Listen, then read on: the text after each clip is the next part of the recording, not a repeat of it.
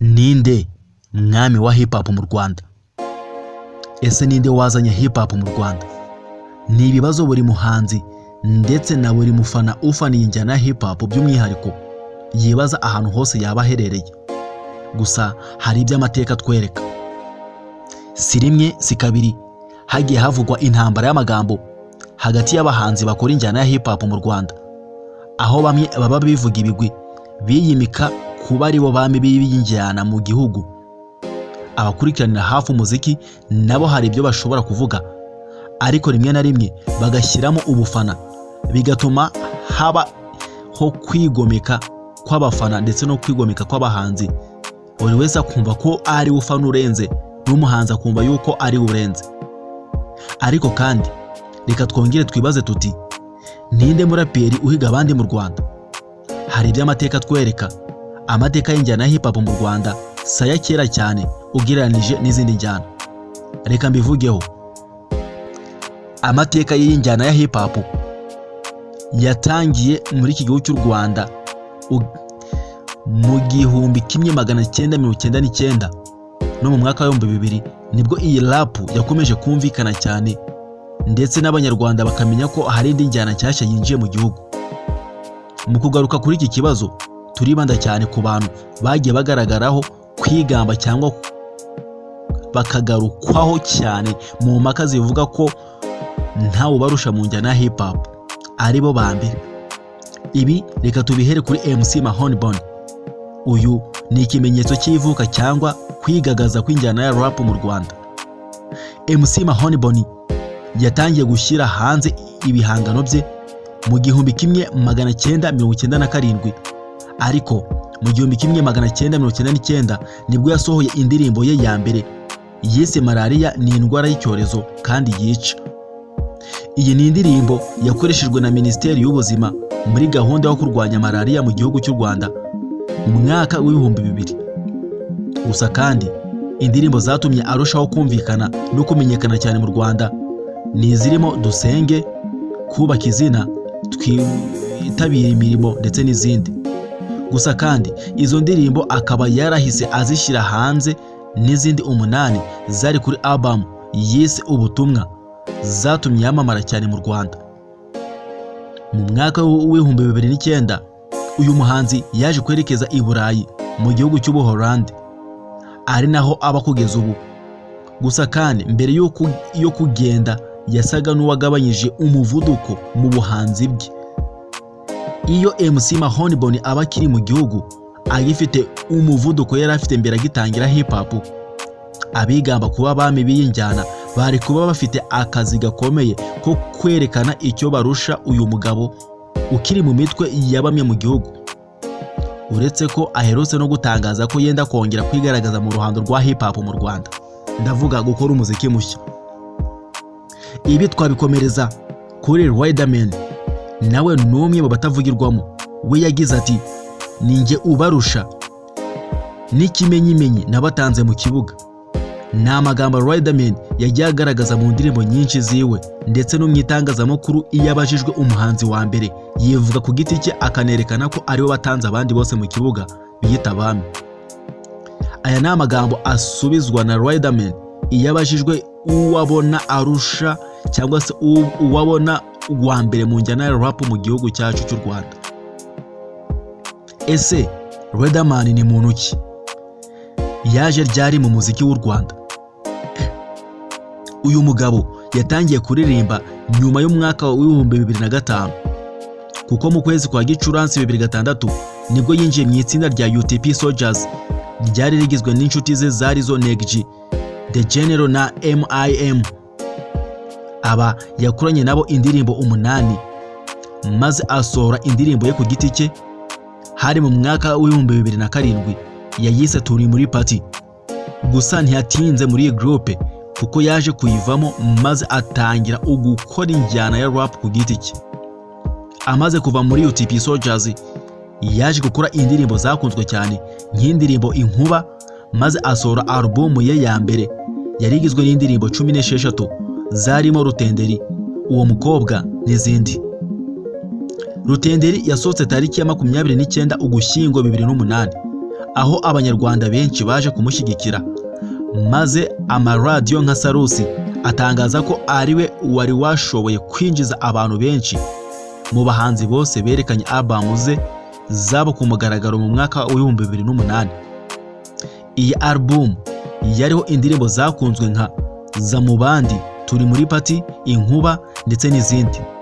Ibi kandi yaje kubiririmba no mu ndirimbo ye yise Amateka. Riderman ku itariki ya 4 Ukuboza 2010 yashyize hanze album ye ya kabiri yise Impinduramatwara. Ikaba yari iriho indirimbo zakunzwe cyane nka Nanjye Sinjye, Umwana w'umuhanda ndetse n'izindi. Kugeza ubu afite album zigira muri 5 afite album zigira muri 7 rimwe atari 6 gusa ziri hejuru y'5 zimaze gushyirwa hanze n'uyu mugabo ufatwa nk'inkingi ya mwamba mu njyana hip hop. Riderman ari mu bahanzi bamaze kwibikaho ibikombe byinshi bya Salax Awards ndetse na Guma Guma akaba ari umwe mu bayitwaye. Kuva mu mwaka wa 2008 uyu muhanzi kandi ni nawe wabashije kwegukana irushanwa rya Primus Guma Guma Superstar Season 3, irushanwa rya mbere rikomeye mu Rwanda kugeza ubu ryabayeho. Muri irushanwa yari kumwe na bamwe mu baraperi bakomeye cyane nka Bulldog, Fireman ndetse na Dani Nanone. Gusa kandi ntitwavuga Riderman gusa, hari n'undi wumva ko arenze bagenzi be, ni Bulldog. Nawe yagize ati ninjye mwami w'injyana.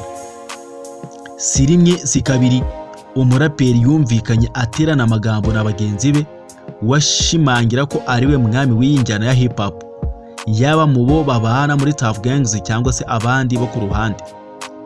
Imwe mu mvugo za Bulldog arutse kuvuga ko hariho abenshi biyumva nk'abami ariko we ku giti cye niwe wa mbere. Tough Gangs ifite abapatro 4 nka boss wabo ni Bulldog.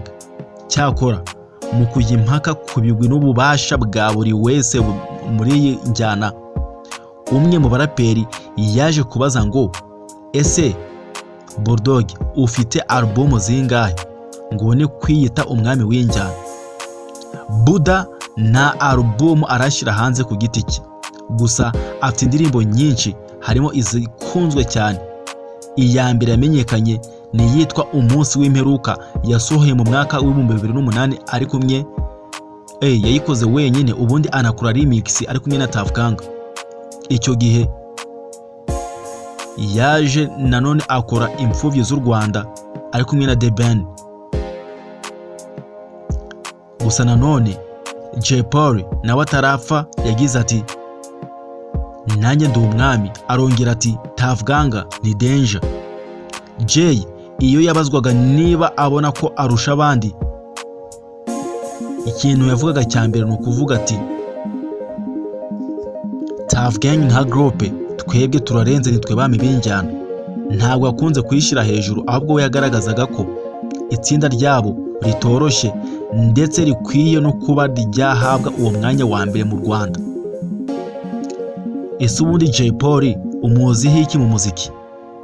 Uyu mugabo mu mwaka wa 2004 afatanyije na Green P n'abandi batatu baraperi barimo Perigi n'uzwi nka ni Perigi, Green P na Jay Polly, bari batatu bakoze crew yitwa G5 bahuye n'abandi basore babiri.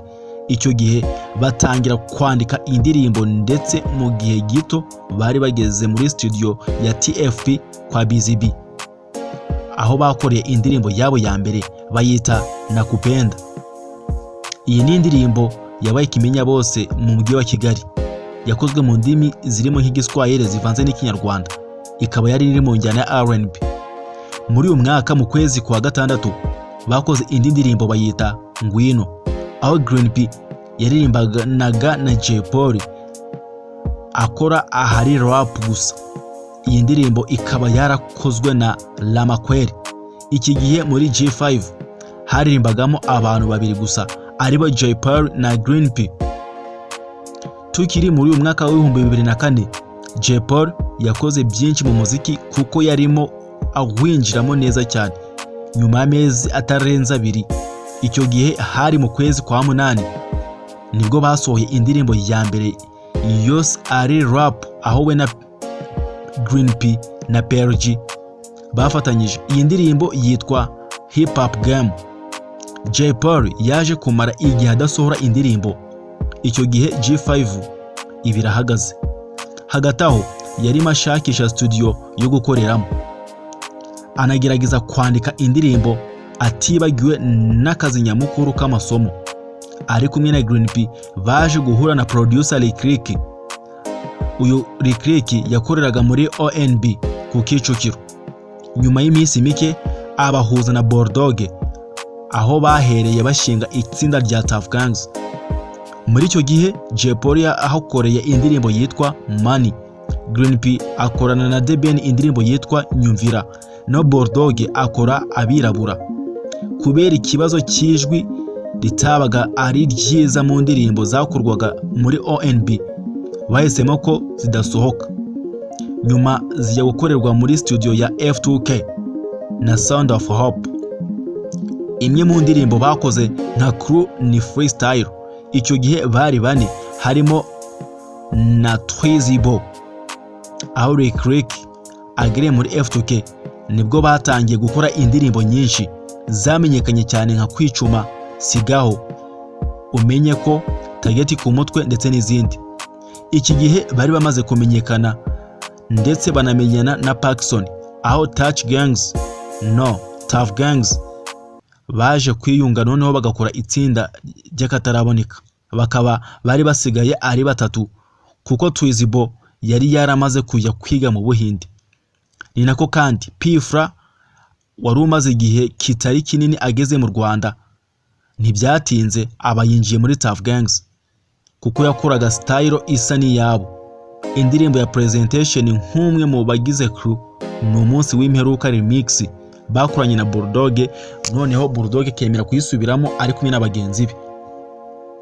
Nyuma gato hiyongeraho Kibiriti aka Fireman wari usanzwe ari kumwe na Bulldog.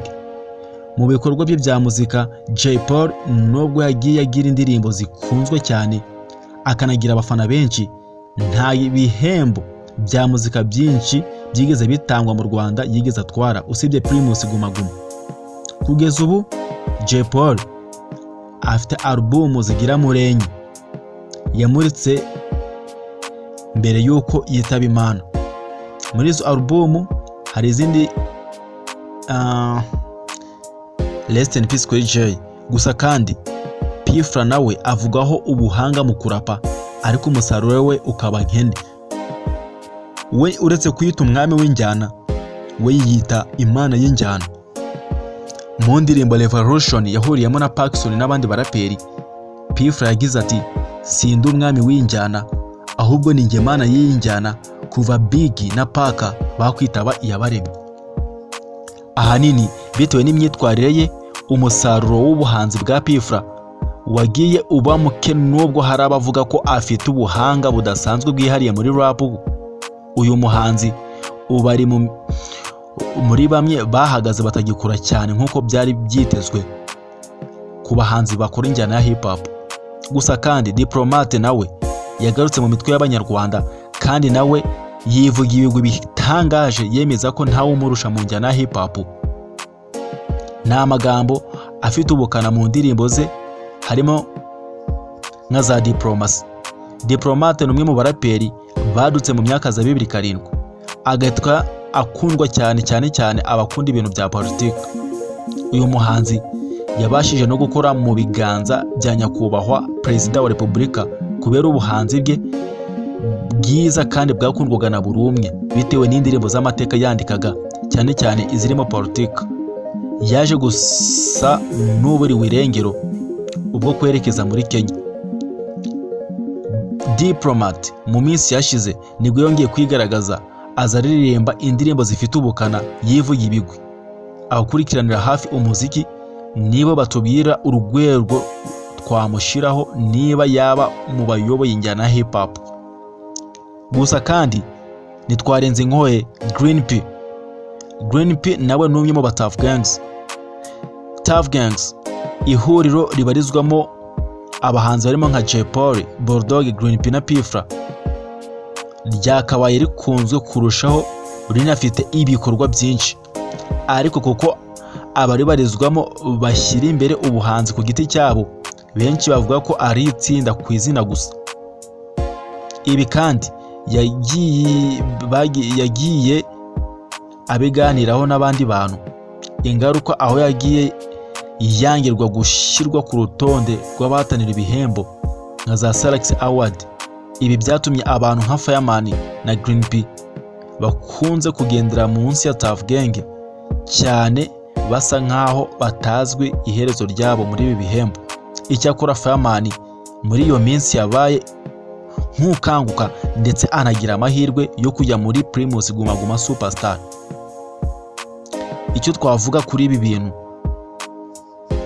nuko biyise abami, ariko hakavuka undi muhanzi ndetse waje gukundwa n'abantu benshi mu Rwanda, ari we Ama G The Black. Hari hashize igihe kitarenze imyaka 3 umuraperi Ama G The Black yigaragaje cyane. Indirimbo ze nk'ikariso y'icyuma, igifu nizo zamenyekanye, arazamuka ubundi ajya mu bandi bahanzi b'ibihangange. Bidatinze Kigali yabaye ngari, u Rwanda rw'amafaranga nayo abayikubise hasi. Abantu bakunda imyandikire ya Ama G The Black kuko yavugaga ibyumvikana cyane, buri muntu wese akabyumva ndetse akanabikunda. Indirimbo ze nk'uruhinja, Keya n'izindi zagiye ziyobora urutonde rw'indirimbo zikunzwe kurusha izindi zose mu minsi ya vuba muri ibyo bihe. Ibi byaje no gutuma mu gihe yari amaze mu muziki wa hip hop kitanagera ku myaka 3 abasha kwegukana ibikombe byinshi muri Salax Award 2012. Abakurikiraniraga hafi umuziki bemezaga ko umuvuduko uyu muhanzi yazanye nutaba nka wa wundi wabaswa, ashobora kuzibona mu bikomerezwa by'injyana hip hop n'ibigwi byinshi mu minsi iri imbere. Gusa nawe yiyumvagamo ko gukomera, ndetse hari aho yaririmbye ngo wa mwana n'umusaza, aho bivugwa ko yari materana amagambo n'abaraperi bagenzi be bamwitaga umwana, bakavuga ko adakwiye kugira icyo avuga muri iyi njyana ya hip hop, ariko nawe yumvaga ko ari umwami ku giti cye. Biragoye rero mu Rwanda kumenya igihe umuhanzi runaka yatangira ubuhanzi bwe, kuko benshi bamenyekana baratangiye kera cyane ariko bakaza kumenyekana nyuma. Ibi byatuma uwajya guca urubanza rw'umuhanzi urusha abandi mu njyana ya rap yanahabwa uburenganzira bwo gufata icyemezo uhereye ku gihe buri muhanzi yatangiriyeho kumenyekana. Ugiye gucura urubanza wareba uhereye kera, ese nibiki waheraho? Wavuga uti uyu muhanzi afite indirimbo zingahe, afite album zingahe, indirimbo ze zakunzwe se ni zingahe, ese ubundi yegukanye ibihembo bingahe? Ugendereye kuri ibi